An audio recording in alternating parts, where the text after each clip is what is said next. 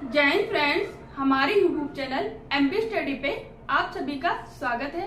इतिहास की श्रृंखला का ये हमारा नवा क्लास है। नए क्लास का टॉपिक है पाषाण काल के अंतर्गत आने वाला काल है उच्च पूरा पाषाण काल। तो हमारी आज की क्लास का मुख्य टॉपिक जो है पाषाण काल के अंतर्गत आने वाला काल उच्च पूरा पाषाण काल। तो आइए स्टार्ट करते हैं। इससे पहले हम लोग की निम्न पूरा पाषाण और मध्य पूरा पाषाण पे क्लास हो चुकी है। आज की जो क्लास है वो उच्च पूरा पाषाण काल पे है। तो इससे पहले पढ़ने से पहले हम लोग उच्च पूरा पाषाण काल पढ़ने से पहले हम लोग पाषाण काल का जो विभाजन है थोड़ा सा शॉर्ट व्यू देख लेते हैं ताकि समझ में आ जाए। तो ये जो भारत का पाषाण काल है, ये पाषाण काल का जो समय पीरियड माना जाता है वो माना जाता है। जो भारत का पाषाण काल है इसका समय पीरियड जान लेते हैं। तो इसका समय पीरियड 5 लाख से लेके 3000 ईसा पूर्व माना जाता है। 5 लाख से भी ज्यादा आपको 14-15 लाख भी मिल सकता है, क्योंकि महाराष्ट्र में बोरे स्तर की जो डेटिंग आई है भारत में पाषाण काल की वो 14 लाख 15 लाख ईसा पूर्व आती है। लेकिन किताबों में यही 5 लाख ही मिलता है। कहीं कहीं ये डेटिंग लाख वाली कहीं हर किताबों में अलग अलग मिल सकती है। इसके बाद की डेटिंग ज्यादातर किताबों में एक जैसी ही मिलती है, लेकिन ये डेटिंग सभी किताबों में अलग अलग रहती है। तो जो ये पाषाण काल है, इस संपूर्ण पाषाण काल की जो डेटिंग है वो 5 लाख से लेके 3000 ईसा पूर्व माना जाता है। इतना बड़ा काल है ये पाषाण काल। एक विद्वान आए जिनका नाम है जॉन लुबाक महोदय ने इस पाषाण काल के ये लॉन्ग पीरियड हो जाता है इसका अध्ययन किए, और इसके अध्ययन के आधार पे ही अपने पाषाण काल को 2 कालों में बांटा। कौन कौन से कालों में बांटा? तो ये जो पाषाण काल है भारत का, ये 5 लाख से लेके 3000 ईसा पूर्व, इस पीरियड को किसने बांटा?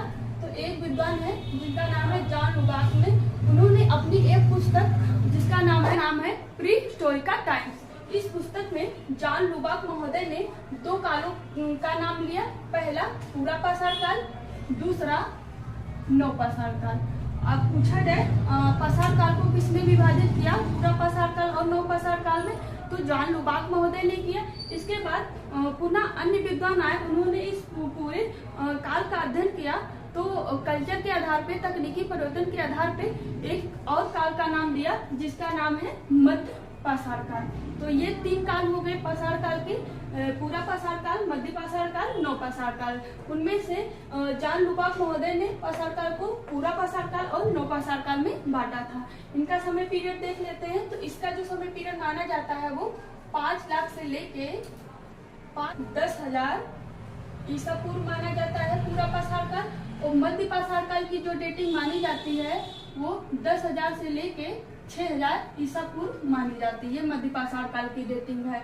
और नव पाषाण काल की जो डेटिंग मानी जाती है वो 6,000 से लेके 3000 ईसा पूर्व मानी जाती है। ये हो गया एक छोटा सा व्यू, ताकि हम लोग जब उच्च पूरा पाषाण पढ़ेंगे तो वो समझ में आ जाएगा। बस इसलिए थोड़ा सा हम लोग देखे हैं कि समझ में आ जाए उच्च पूरा पाषाण काल। तो ये हो गया पहला विभाजन। इसके बाद एक और विद्वान आते हैं जिनका नाम है लार्तेट महोदय ने। उन्होंने ये काल का अध्ययन किया। ये जो 5 लाख से लेकर 10,000 ईसा पूर्व है, इस काल का अध्ययन किया तो देखा ये बहुत बड़ा काल हो जाता है इतिहास का, और इसमें भी काफी परिवर्तन देखे गए हैं। तो लार्तेट महोदय ने पूरा पाषाण काल को पुनः 3 भागों में बांट दिया। वो कौन कौन से भाग हैं? तो वो है पूरा पाषाण के पहला निम्न पूरा पाषाण काल, दूसरा मध्य पूरा पाषाण काल, तीसरा उच्च पूरा पाषाण काल। तो किसने बांटा? जॉन लुबाक महोदय ने बांटा। और पूरे कुछादेव पाषाण काल को कितने 2 भागों में बांटा? तो जॉन लुबाक महोदय ने बांटा था पूरा पाषाण काल और नव पाषाण काल। और पूरा पाषाण काल को पुनः 3 भागों में किसने बांटा? तो लार्तेट महोदय ने बांटा था। ये हो गया विभाजन की बात। इनका समय पीरियड देख लेते हैं। तो जैसे कि जो निम्न पूरा पाषाण काल है, इसका जो समय पीरियड माना जाता है वो 5 लाख से लेके 50,000 ईसा पूर्व माना जाता है। तो मध्य पूरा पाषाण काल की जो डेटिंग है वो 50,000 से लेके 40,000 ईसा पूर्व मानी जाती है। और उच्च पूरा पाषाण काल की जो डेटिंग है वो 40,000 से लेके 10,000 ईसा पूर्व मानी जाती है। तो ये हो गई डेटिंग। कौन को जो काल पढ़ना है, इस वाले काल को पढ़ना है उच्च पूरा पाषाण काल। ये बस इसलिए देखने, बस समझने के लिए। अब जो हम पढ़ेंगे बस इसी काल की विशेषताएं पढ़ेंगे भारत में उच्च पूरा पाषाण काल। तो आइए स्टार्ट करते हैं। जो भारत का उच्च पूरा पाषाण काल है उसका समय पीरियड कितना माना जाता है, लगभग में वो 40 से 10,000 ईसा पूर्व माना जाता है। और इसको किस किस नामों से जाना जाता है? उच्च पूरा पाषाण काल के नाम से तो जाने जाता है, लेकिन किताबों में एग्जाम में अलग अलग नामों से भी पूछ लिया जाता है। तो इसके ये जो उच्च पूरा पाषाण काल है, साधारणतः इसको उच्च पूरा पाषाण काल के नाम से जाना जाता है, लेकिन कुछ परिवर्तन और विशेषताओं के आधार पर इसे अन्य नामों से जाना जाता है। तो किन किन नामों से जाना जाता है? पहला ये मैगडेलियन संस्कृत के नाम से जाना जाता है, दूसरा ब्लेड ब्यूरिन संस्कृत के नाम से जाना जाता है, और तीसरा श्रेष्ठ पाषाण काल के नाम से जाना जाता है। और इसको परिष्कृत औजारों के काल के नाम से भी जाना जाता है। तो इसके 4 नाम हो गए निम्न पूरा पाषाण काल के। पहला मैगडेलियन संस्कृत, ये यूरोप की संस्कृत है, उसी के आधार पर इसका नामकरण हुआ है। और ये दूसरी ब्लेड एवं ब्यूरिन संस्कृत, तीसरा श्रेष्ठ पाषाण काल के नाम से जाना जाता है, और परिष्कृत औजारों के नाम से उच्च पूरा पाषाण काल को भी जाना जाता है। ये काफी पूछा जाता है कि कभी कभी ये तो टाइम पीरियड से जाने की पूछ लेता है, नहीं तो सीधे पूछ लेता है ब्लेड ब्यूरिन संस्कृत का संबंध किस काल से है और मैगडेलियन संस्कृत का संबंध किस काल से है, श्रेष्ठ पाषाण काल किसे कहते हैं। तो ये सब जो जाना जाता है ये उच्च पूरा पाषाण काल को भी जाना जाता है। तो ये हो गई, काफी इम्पोर्टेंट है नाम भी, क्योंकि नाम समय पीरियड को भी दे देते हैं, सीधे सीधे पूछ लेते हैं नाम से भी, तो ये नाम दे देते हैं, पूछ लेते हैं इनका संबंध किस काल से है। तो ऑप्शन में उसमें उच्च पूरा पाषाण काल रहता है। दूसरा टॉपिक मानव। उच्च पूरा पाषाण काल में कौन सा मानव था? तो उच्च पूरा पाषाण काल का जो समय था, इस समय का जो प्रमुख मानव है वो मानव था हमारा होमो सेपियंस मानव। ये पूछा जाता है कि होमो सेपियंस का संबंध किस काल से है। तो होमो सेपियंस मानव का जो संबंध पाया जाता है वो भारत के उच्च पूरा पाषाण काल से पाया जाता है। उच्च पूरा पाषाण काल के समय का कौन सा मानव है? तो होमो सेपियंस मानव है। होमो सेपियंस बुद्धिमान मानव की श्रेणी में आता है, ये आधुनिक मानव भी माना जाता है। और देख लेते हैं इस समय के आवास क्या थे। इस उच्च पूरा पाषाण काल में मानव कहाँ रहता था, कैसे रहता था? तो उच्च पूरा पाषाण काल में भी मानव अभी किसी प्रकार का घर का निर्माण नहीं किया है। वो जैसे निम्न पूरा पाषाण काल में रहता था वैसे मध्य पूरा पाषाण काल में रहता है, वही रूपरेखा में ये उच्च पूरा पाषाण काल में रहता है। लेकिन एक बहुत कम परिवर्तन नजर आते हैं कुछ क्षेत्रों में। तो मानव कहाँ रहता था? शिलाश्रय, मतलब जो पहाड़ियां होती थी उनकी गुफाओं में रहता था। दूसरा कि इसमें माना जाता है बिहार का पैसरा एक साइड है जहां से झोपड़ियों के कुछ एविडेंस मिलते हैं आगे चल के। लेकिन यही माना जाता है कि उच्च पूरा पाषाण काल में मानो किसी प्रकार का आवास नहीं बनाया था, लेकिन प्रारंभिक रूप में झोपड़ियों का साक्ष्य मिलता है। क्योंकि झोपड़ियों का साक्ष्य कैसे मिलता है कि झोपड़ी गाड़ने के लिए मानो होल बनाता था, उसी के एविडेंस कुछ पैसरा बिहार वाली साइड से मिला है। प्रारंभिक रूप में कोई बहुत विस्तार रूप से नहीं है, एकदम छोटे सूक्ष्म रूप से देखने को मिलते हैं। नहीं तो यही माना जाता है कि उच्च पूरा पाषाण काल में भी मानव शिलाश्रय गुफाओं में ही रहता था। पहनावे की बात कर ले कि उच्च पूरा पाषाण काल में मानव क्या पहनता था, क्या खाता था। तो मानो इस काल में भी मानो वैसे ही रह रहा है जैसे निम्न पूरा पाषाण था। उच्च पूरा पाषाण काल में मानो अपने अंगों को इस टाइम भी नहीं ढक रहा है, लेकिन यहाँ पर भी इस काल के अंतिम अवस्था तक मानो जो जानवरों की खालें होती हैं उसका कुछ सिल के उपयोग करता था। तो संभवतः यही विद्वान मत व्यक्त करते हैं कि मानो जो खालों को सीने का काम करता था, तो शायद वो अपने वस्त्रों या अंग ढकने के काम प्रयोग करता होगा, लेकिन ना के बराबर ही है। प्रारंभिक रूप से बहुत कम एविडेंस देखने को मिलते हैं। यह संभावना व्यक्त की जाती है आखिर मानो जो हड्डी की सुई बनाता है वो क्या करता था। तो पहनावा यहाँ पे नहीं है, प्रारंभिक रूप में देखने को मिलता है बहुत कम मात्रा में। काल की बात कर ले कि उच्च पूरा पाषाण काल पूरे वर्ल्ड का जो इतिहास का काल है वो किसके अंतर्गत आता है। तो उच्च पूरा पाषाण काल जो है वो प्रतिनूतन काल की अंतिम अवस्था है। मतलब प्रतिनूतन काल ये आर्थिकी हिस्ट्री का, आर्थिकी काल का समय काल पूरा है, उस काल का अंतिम हिस्सा माना जाता है उच्च पूर्वापाषाण काल। उच्च पूर्वापाषाण काल किस काल का समय है? तो ये प्रतिनूतन काल की एक अंतिम अवस्था है। और या फिर कह सकते हैं उच्च पूर्वापाषाण काल हिमयुग की अंतिम अवस्था है, क्योंकि इस काल को या तो प्रतिनूतन काल की अंतिम अवस्था कह सकते हैं या फिर हिमयुग की अंतिम अवस्था भी कह सकते हैं। हिमयुग की अंतिम अवस्था क्या है कि जैसे कि इस काल तक आते आते यहाँ की जो जलवायु थी वो गर्म जलवायु हो गई थी। पहले जलवायु बहुत ठंडी थी, लेकिन इस टाइम आते आते जलवायु आर्द्र जलवायु हो चुकी थी या शुष्क जलवायु होने लगी थी। तो इस काल को प्रतिनूतन काल के अंतिम अवस्था के अंतर्गत कह सकते हैं या फिर हिमयुग की अंतिम अवस्था के अंतर्गत उच्च पूर्वापाषाण काल को रख सकते हैं।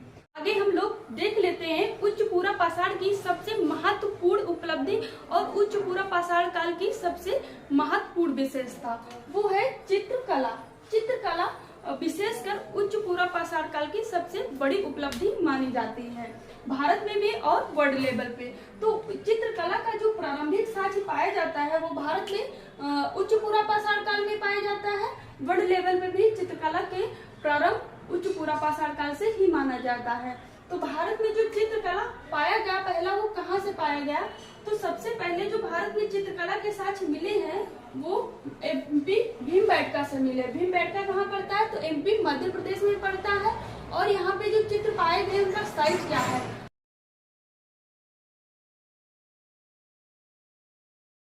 चित्र भीमबेटका की गुफाओं में उच्च पूर्वापाषाण कालीन पाए जाते हैं। अब बात कर लेते हैं आखिर इस गुफाओं में किस किस जानवर के किसके किसके चित्र पाए जाते हैं। तो भीमबेटका की गुफाओं में भैंसा, हाथी, सुअर, गैड़ा इत्यादि के चित्र पाए जाते हैं। अब पूछा जाता है कि निम्न में से कौन से चित्र नहीं पाए जाते हैं भीमबेटका की गुफाओं में? तो वो चित्र हो जाएंगे सांप, सांप और नारी।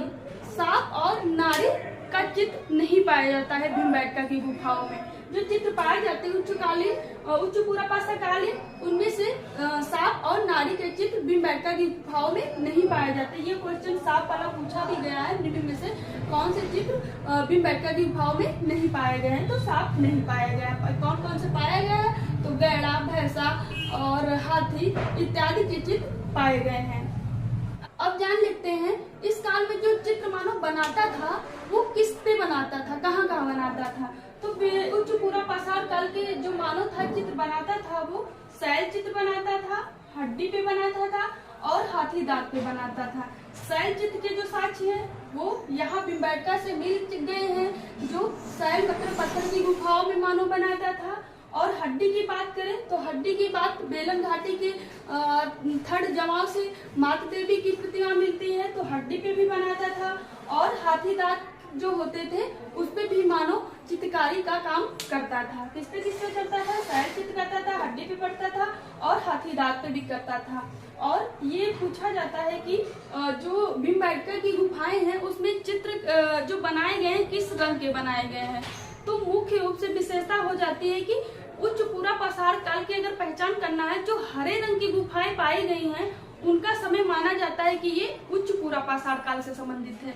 अगर ज्यादा संख्या में पूछा जाए कि भीमबेटका की चित्र किस कलर में पाए गए हैं, तो लाल और हरे रंग में ज्यादा चित्र पाए गए हैं। और इसी काल में भीमबेटका से एक नीले रंग का पाषाण खंड मिलता है। तो संभवतः है कि नीले रंग का प्रयोग तो मानो नहीं किया है, लेकिन एक पाषाण खंड नीले रंग का मिला है भीमबेटका की गुफाओं में। तो ये हो गया चित्रकला। चित्रकला ही महत्वपूर्ण उपलब्धि है हमारे उच्च पूर्वापाषाण काल की। इसके बाद उपकरण है और मुख्य रूप से यही है दोनों कि इस काल में चित्रकला और उपकरण में काफी परिवर्तन देखने को मिलता है। तो अगला हम देख लेते हैं टॉपिक है हमारा उपकरण और तकनीक। उच्च पूर्वापाषाण काल में मानव के कौन कौन से उपकरण थे और कैसे औजार बनाता था, किससे बनाता था? तो अगर उपकरण निर्माण वाले पत्थर की बात कर ले तो मानव इस काल में जो औजार चली आ रही थी क्वार्ट्जाइट, चट, जेस्पर, फ्लिंट पत्थर चले आ रहे थे, उसी पे मानो अभी भी औजार बना रहे हैं, वो उस पे औजार बनाना मानो बंद नहीं किया उन पत्थरों में। लेकिन यहाँ पे नई एक विशेषता हो जाती है कि मानो इस काल तक आते आते हड्डी पे भी औजार बनाने लगता है। जो पत्थर थे उन पे औजार मानो बना रहा है, लेकिन जो मुख्य विशेषता है कि मानो इस काल में हड्डी पे औजार बनाने लगता है। किस पे औजार बनाने लगता है? तो हड्डी पे औजार बनाने लगता है। हड्डी पे औजार बनाना ही इस काल की मुख्य विशेषता मानी जाती है कि उच्च पूरा पाषाण काल आते आते मानव हड्डी पे औजार बनाने लगता है। तो उपकरण की बात कर ले कि कौन कौन से उपकरण थे, तो उपकरण हो जाएंगे, पहला ब्लेड है, दूसरा ब्यूरिन है, तीसरा छिंद्रक है और चौथा हड्डी का कुछ हार्पून या हड्डी पे उपकरण बनाता था। तो अगर ब्लेड की बात कर ले कि ब्लेड देखने पे कैसा दिखता था, तो ब्लेड कुछ इस टाइप से दिखता था। ब्लेड हमेशा अपनी चौड़ाई का दोगुना होता था लंबाई। जैसे ये हो गया हमारा ब्लेड, ये पत्थर है, कुछ पत्थर है, मानो इस पत्थर का आकार देता है और उसके बाद मानो इधर पत्थर से पत्थर पे घिस के इस पे धार बना देता है। एक धार इधर बना देता है, दूसरी धार इधर बना देता है। तो जब ये दोनों साइड धार बन जाती है तो मानो को किसी की चीज को काटने और छीलने में आसान हो जाता है। तो मानो इधर से भी काटने छीलने का काम करता है तो इधर से भी करता है। और चौड़ाई लंबाई की बात कर ले तो वर्तमान में जो है कुछ ऐसे ही दिखती है। तो ये हो गई ब्लेड। ब्यूरिन की बात कर ले कि ब्यूरिन कैसा दिखता था, तो ब्यूरिन आग में जो पेचकस होता था कुछ वैसा ही काम करता था। तो ब्यूरिन कुछ ऐसा नुकीला दिखता था, ब्यूरिन कुछ ऐसा नुकीला दिखता था। ये नुकीला वाले भाग जो है इससे ही मानो तोड़ने का काम करता था। और इसी जो ब्यूरिन है, इसी ब्यूरिन से ही मानो चित्रकला का भी काम करता था। मतलब इस जो निकोला वाला भाग है, ये नोक वाले भाग से ही मानो चित्रकारी का भी काम करता था। ये हो गया। और छिद्रक की बात कर ले तो छिद्रक कुछ जैसे मछली वाला कांटा होता है या फिर मत्स्य भाला के नाम से भी इसे जाना जाता है। तो मछली का कांटा कुछ इस टाइप से होता है, इस टाइप से यहाँ पे कुछ गोल सा होता है। तो ये जो छिद्रक है कुछ ऐसा दिखता था, या फिर इसको मत्स्य भाला भी कह सकते हैं। और हड्डी के उपकरण की बात कर लिया जाए तो हड्डी पे जो उपकरण बनते थे ये हो गया छिद्रक। अब बात कर लेते हैं इस हड्डी वाले उपकरण की। तो मालूम क्या करता था कि जानवर या मनुष्य की हड्डी पाता था, जैसे कि ये हड्डी हो गई, ये कोई हड्डी हो गई, मानो क्या करता था इस हड्डी को उठाता था, यहाँ पे होल कर देता था, जिसके पीछे धागा वागा डाल देता था और यहाँ पे इसको नुकीला बना देता था। जब इसे नोक वाला बना देता था तो इससे मानो जानवरों की जो खाली होती थी उसके सीने के काम आ जाती थी। तो कुछ औजारें बनती थी ये हड्डी पे बनती थी। तो ये हो गए इस काल के उपकरण। उपकरण के आधार पे ही इस काल को नए चकमक उद्योग के नाम से भी जाना जाता है, या उच्च पूरा पाषाण काल में नए चकमक उद्योग पाए जाते हैं। मुख्य रूप से उच्च पूरा पाषाण काल में जो उपकरण बनाए जाते थे वो घिस के बनाए जाते थे। इस वजह से इस काल के औजार जो है वो परिष्कृत औजारों के नाम से या परिष्कृत काल के नाम से भी उच्च पूरा पाषाण काल को जाना जाता है। अब जान लेते हैं जो उच्च पूरा पाषाण काल में है, इसमें कुछ वस्तुएं थी, कुछ चीजें थी जिनका आविष्कार और खोज हो गया है। तो मुख्य रूप से जो खोज हुई है उच्च पूरा पाषाण काल में वो धनुष बाण की खोज हुई है और सील और लोढ़ा की खोज हुई है। इसके अलावा लैंप की खोज हुई है। इस पे भी क्वेश्चन पूछे गए हैं कि धनुष बाण का खोज या फिर आविष्कार कब हुआ है। तो धनुष बाण का जो खोज हुआ है वो हमारे उच्च पूरा पाषाण काल में हुआ है। सीला लोढ़ का क्या मतलब है? सील लोढ़ का सिलबट्टा जो होता है उसकी खोज हमारे उच्च पूरा पाषाण काल में हो। इसका क्या काम रहता था? तो ये औजारों को घिसने के भी काम आता था, किसी चीज को कूटने उठने के या पीसने के का काम। और मुख्य रूप से जो इसका सील और लोढ़े का प्रयोग मानव करता था, संभवतः वो जो रंग होते थे प्रयोग करता था चित्रकला में, उसमें करता था और औजारों को घिसने में करता था सील और लोढ़ा का प्रयोग। और लैंप का प्रयोग उजाले के रूप में करता होगा। तो ये खोज हो गई। धनुष बाण की खोज पूछा जाए तो उच्च पूरा पाषाण काल में, लेकिन व्यापक रूप में जो धनुष बाण का प्रयोग है वो मध्य पाषाण काल में पाया जाता है। तो ये हो गई उच्च पूरा पाषाण काल की कुछ प्रमुख विशेषताएं। अब हम लोग देख लेते हैं भारत में उच्च पूरा पाषाण का विस्तार कहाँ कहाँ पाया जाता है, भारत के किन क्षेत्रों में उच्च पूरा पाषाण काल के स्थल पाए जाते हैं। तो विस्तार की बात करें तो भारत के जो दक्षिणी हिस्सा है इसमें भी विस्तार पाया जाता है, पश्चिमोत्तर हिस्सा है इसमें भी पाया जाता है, मध्य वाले हिस्से में भी देखने को मिलते हैं। जो नहीं पाया जाता है वो जम्मू कश्मीर वाले हिस्से में नहीं देखने को मिलते हैं और पूर्वी भारत में मध्य उच्च पूरा पाषाण काल का विस्तार नहीं पाया जाता है। एक अपवाद स्थल पाया जाता है वो हम लोग आगे देखेंगे। अब स्टार्ट करते हैं, स्टेट वार एक एक स्थल देख लेते हैं जहाँ से उच्च पूरा पाषाण कालीन स्थल मिलते हैं और वहाँ से संबंधित एविडेंस मिलते हैं। तो एक राज्य हमारा ये यहाँ पड़ता है हमारा आंध्र प्रदेश। ये राज्य हमारा कौन सा? आंध्र प्रदेश। यहाँ पे कौन कौन से स्थल पाए जाते हैं? ये है राज्य हमारा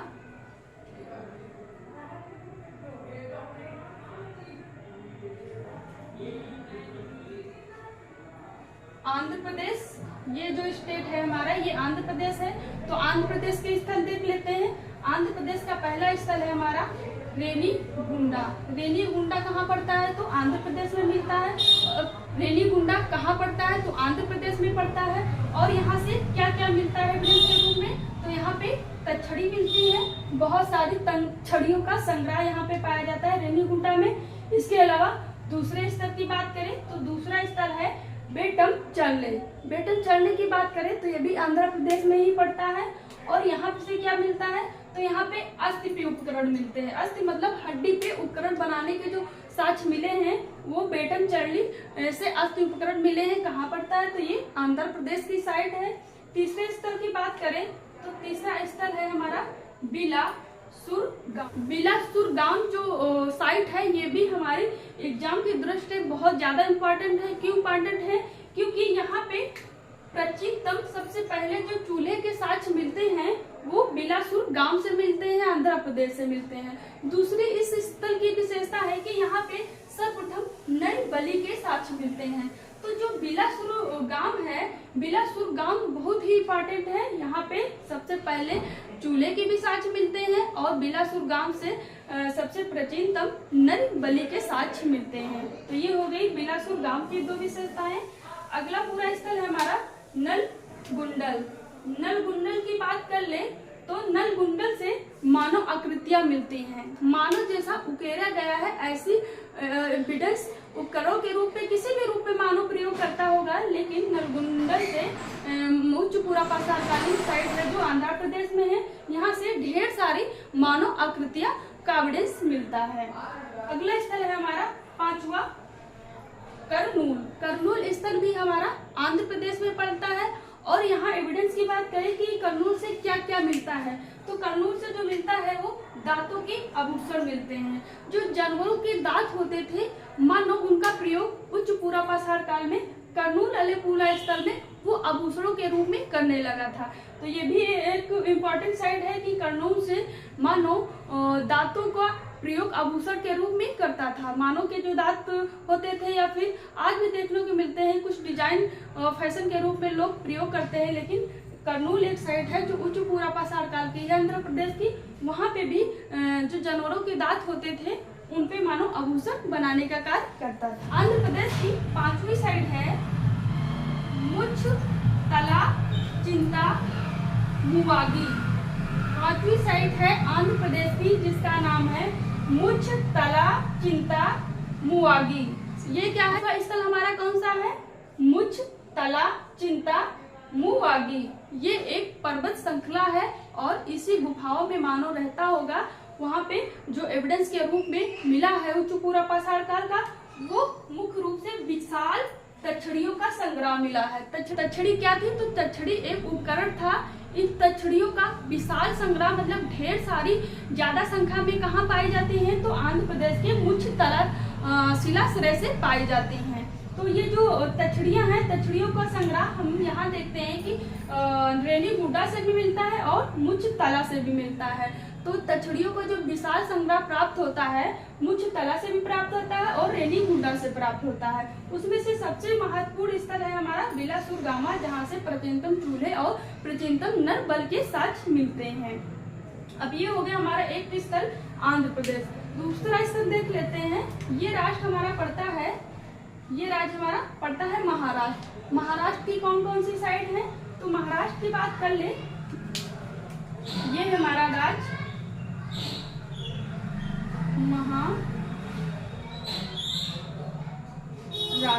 महाराष्ट्र की साइड देखें तो पहली जो साइड पड़ती है वो भादली के नाम से जानी जाती है, और दूसरी साइड की बात कर ले तो ये इनाम गांव हो जाएगी। तीसरी बात कर ले तो ये हो जाएगी पटने। ये साइड कहाँ पड़ती है? तो ये महाराष्ट्र की साइड है। कहाँ की साइड है? महाराष्ट्र की साइड है। पहली साइड है भदने, भदने या भादड़े भी इसका नाम कहीं कहीं मिलता है, भादड़े के नाम से भी इसको जाना जाता है। महाराष्ट्र की उच्च पुरापा सरकारी साइड है भादने या भादड़े, और दूसरी है इनाम गांव, तीसरी है पाटने। पाटने बहुत ज्यादा इम्पोर्टेंट है। क्यों है? यहाँ से क्योंकि शतुरमुर्ग के अंडे मिले हैं। यहाँ जो पाटने है ये कहाँ पड़ता है पूछा जाता है, तो पाटने महाराष्ट्र में जलगांव में पड़ता है। महाराष्ट्र ये जो पाटने है, पाटने उच्च पूरा पसार काल का सबसे महत्वपूर्ण स्थल है महाराष्ट्र का, क्योंकि यहाँ से शतुरमुर्ग के अंडे मिले हैं।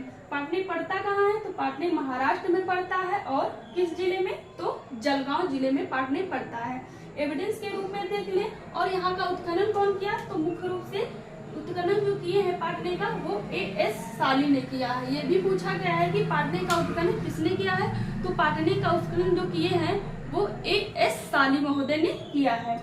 अगर एविडेंस के रूप में बात कर ले तो एविडेंस के रूप में यहाँ पे 100 से अधिक 100 प्लस मतलब 100 से अधिक शतुरमुर्ग के अंडे पाए गए हैं। उस अंडों पे मानो कुछ चित्रकारी का काम किया है।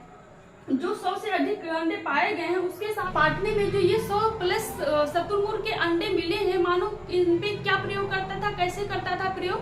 तो मानो इन अंडों पे चित्रकारी का काम करता था, और मानो इनको मनके बनाने के काम करता था। मनके मतलब ये एक प्रकार से हार वार का काम करते थे, वैसे ही मनके होते थे। तो शतुरमुर्ग के अंडों पे मानो मनके बनाने के काम भी करता था, और उसपे चित्रकारी का भी काम करता था। इस अंडे के साथ ही पाटने में एक सीप का मनका मिला है। किसका मनका मिला है? सीप का मनका मिला है। सीप ये जो तालाब में देखने को मिलता है, जिसमें जो जोक होती रहती है वो जोक मर जाती है, तब वही सीप खाली हो जाता है, उन्हीं का बना हुआ एक साक्ष्य मिलता है मनका, सीप का मनका। इसके साथ यहाँ से 2 अपूर्ण मनके मिले हैं। जैसे कि ये जो अंडे होते थे इनको बनाने का मानो प्रयास किया है मनके, लेकिन वो पूरी तरीके से बने नहीं है, वहीं के वहीं छूट गए हैं। तो अपूर्ण 2 मनके मिले हैं पाटने से। इसके अलावा शतुरमुर्ग के अंडे भी चित्रकारी 2 जगह और पाया जाता है। कहाँ पाया जाता है? तो एक साइड है जिसका नाम है चंदेसाल। ये चंदेसाल साइड कहाँ पड़ती है? तो चंदेसाल साइड ये राजस्थान में मिलती है, और यहाँ पे भी शतुरमुर्ग के अंडे पे चित्रकारी के काम पाए जाते हैं। इसके अलावा एक साइड है रामनगर। रामनगर में भी जो शतुरमुर्ग के अंडे मिले हैं उस पे चित्रकारी के काम किए गए हैं। और ये साइड कहाँ पड़ती है? तो ये साइड हमारी MP में पड़ती है, ये भी हमारी राजस्थान में पड़ती है। चंदेसाल राजस्थान में पड़ती है, रामनगर MP में पड़ती है। तो ये 3 साइड हो गई जहाँ से शतुरमुर्ग के अंडे के साक्ष्य मिलते हैं, उनपे मानव चित्रकारी किया है। वो कौन कौन से हैं? पहला चंदेसाल है राजस्थान, दूसरा रामनगर है MP, इसके बाद ये पाटने हो जाएगा। पाटने में भी शतुरमुर्ग के अंडे पे कारकारी का काम मिलता है। तो जो मुख्य साइड है हमारी वो पाटने है, इसके साथ साथ भी चंदेसाल और रामनगर है। अब अन्य स्टेट देख लेते हैं। अन्य स्टेट जैसे कि हमारा ये राज्य यहाँ पड़ता है MP, ये राज्य हमारा MP पड़ता है। MP में एक महत्वपूर्ण साइट पाई जाती है जिसका नाम है भीमबेटका। ये है हमारा भीमबेटका। भीमबेटका कहाँ पड़ता है? तो MP में पड़ता है। तो MP की ये साइड है भीमबेटका। भीमबेटका कहाँ पड़ती है MP में? तो रायसेन डिस्ट्रिक्ट में पड़ती है। भीमबेटका पे काम किसने किया, किसने उत्खनन का काम किया? तो B.S. बंकाकर महोदय ने किया। यहाँ से एविडेंस के रूप में क्या मिला? तो यहाँ से एविडेंस के रूप में हरे रंग के चित्र मिले हैं और नीले रंग का पसार खंड मिला है। जो नीले रंग का पसार खंड मिला है वो किस गुफा से मिला भीमबेटका की? तो जो गुफा नंबर 3A28 है, 3A 28 ये जो गुफा है, इस गुफा से भीमबेटका की नीले रंग का पाषाण खंड मिलता है। तो ये हो गए। इसके अलावा ये है कि भीमबेटका में जो सबसे ज्यादा चित्र पाए गए हैं वो लाल और हरे रंग के पाए गए हैं, और जो मुख्य रूप से इस काल के माने जाते हैं वो हरे रंग के पाए जाते हैं। इसके अलावा इस काल में यहाँ से नीले रंग का पाषाण खंड प्राप्त हुआ है। एमपी का एक और स्थल देख लेते हैं जिसका नाम है बागोर। ये बागोर जो साइट है ये भी हमारी एमपी में पड़ती है। बागोर साइट भी बहुत इम्पोर्टेंट है। क्यों इम्पोर्टेंट है? ये ऐसे है कि यहाँ पे जो उत्खनन का काम किए हैं वो किए हैं जी.आर. शर्मा और जे.डी. क्लर्क। जे.डी. क्लर्क और जी.आर. शर्मा किस पे काम किए हैं उत्खनन का? तो बागोर प्रथम पे किए हैं। इसके अलावा ये जो साइट है इस पे काम कब किए हैं? तो 1982 ईस्वी में किए हैं। अगर बात कर ली जाए कि यहाँ पे क्या मिला है मुख्य रूप से, तो सबसे महत्वपूर्ण जो चीज मिली है यहाँ पे वो चौबूतरा मिला है। ये जो चौबूतरा मिला है, विद्वानों का मानना है कि चौबूतरा नहीं, ये पूजा स्थल था, मानो इस पे पूजा करता था।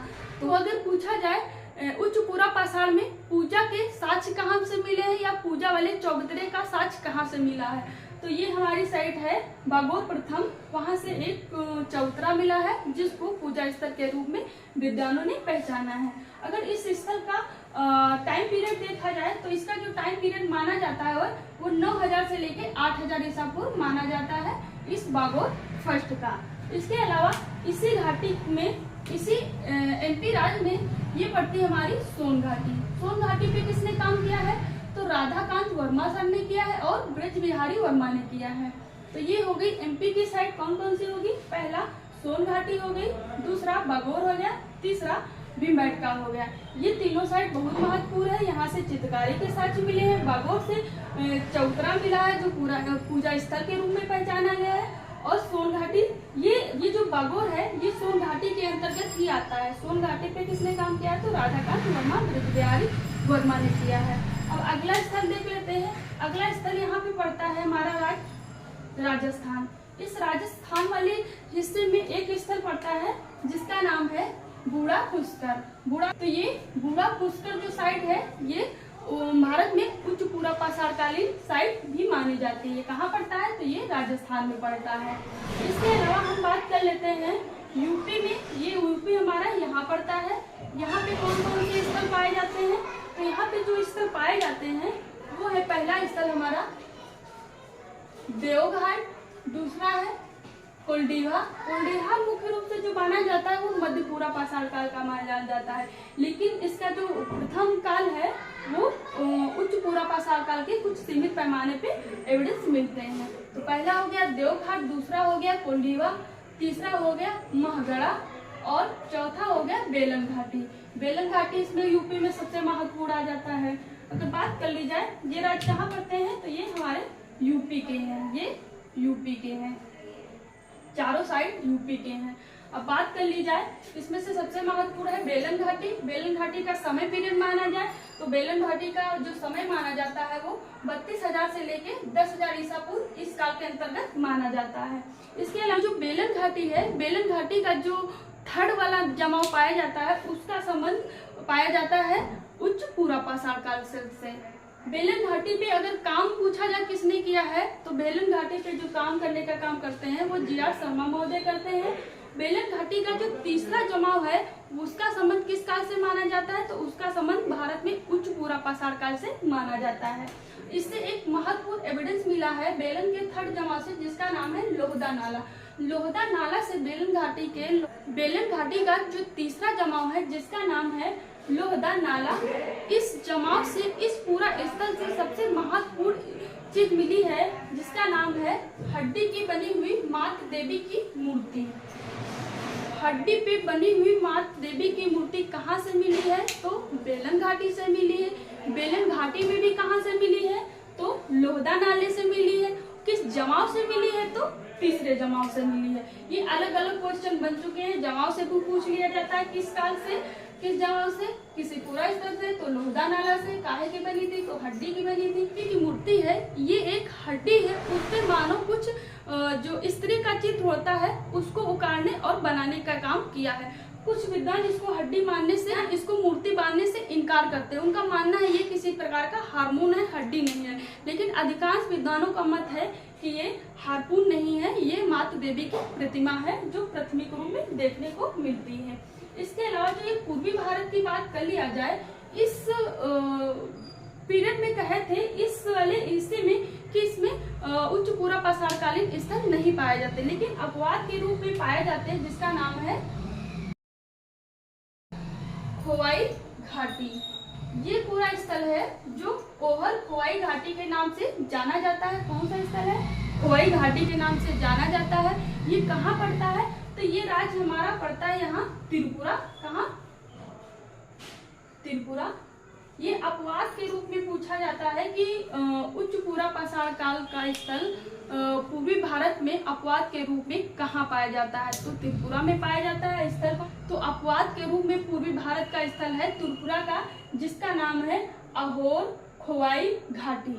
और कुछ स्थल है उच्च पूरा पाषाण काल का, तो ये हमारा राज्य पड़ता है गुजरात। गुजरात में एक स्थल पाया जाता है उच्च पूरा पाषाण काल का, जिसका नाम है